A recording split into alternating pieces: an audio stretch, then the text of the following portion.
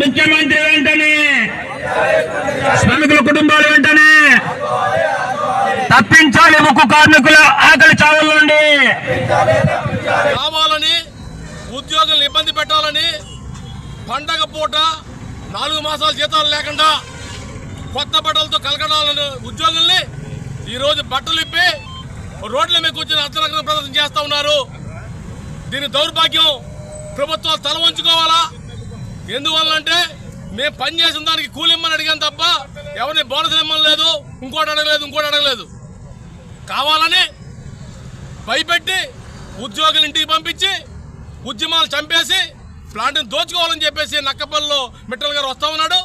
దానిలో భాగమే జీతాలు తప్ప ఇంకోటి కాదు. డిసెంబర్ మాసంలో 2,000 కోట్ల రూపాయల వ్యాపారం జరిగితే 360 కోట్లు ట్యాక్స్ పట్టుకెళ్తే కేవలం ఉద్యోగుల జీతాలు దాంట్లో 25% 90 కోట్లు మాత్రమే. అది కూడా డబ్బులు లేవా? ఉన్నాయి, కావాలని ఇవ్వడం లేదు. దీన్ని ప్రశ్నించాలంటే రాష్ట్ర ప్రభుత్వం ప్రశ్నించకపోతే మా దిక్కెవడు? యాజమాన్యం ఇక్కడ డైరెక్టర్లు చైర్మన్లు మా చేతిలో ఏమీ లేదు.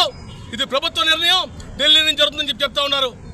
ఇతర రాష్ట్రాల్లో కూడా ఇలాగే జరిగితే అడున్న ప్రభుత్వాలు కానీ ఎంపీలు కానీ ఎమ్మెల్యేలు కానీ ఊరుకుంటారని చెప్పి మేము అడుగుతా ఉన్నాం. కాబట్టి వెంటనే రాష్ట్ర ముఖ్యమంత్రి గారు స్పందించాలా, ఉప ముఖ్యమంత్రి గారు స్పందించాలా, స్థానిక ఎమ్మెల్యే గారు ఎంపీ గారు స్పందించి ఈ 4 నెలల పాటు జీతాలు ఇవ్వబడి కారణం ఏంటో కూడా తేల్చాలని చెప్పేసి, ఉక్కు ఉత్పత్తి పురుషాలు తీయాలని చెప్పేసి, శైలిలో విలీనం చేయాలని చెప్పేసి సొంతగా కేటాయించాలని డిమాండ్ చేస్తూ సిఐటి ఆధ్వర్యంలో నగ్న ప్రదర్శన జరుగుతూ ఉంది.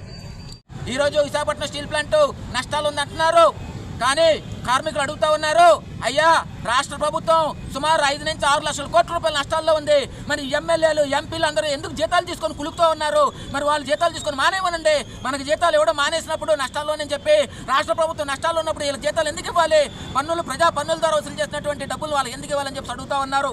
దీనికి రాష్ట్ర ప్రభుత్వం ఏ సమాధానం చెప్తుందని చెప్పి అడుగుతా ఉన్నాం. దసరా పండుగ అయిపోయింది, దీపావళి పండుగ అయిపోయింది.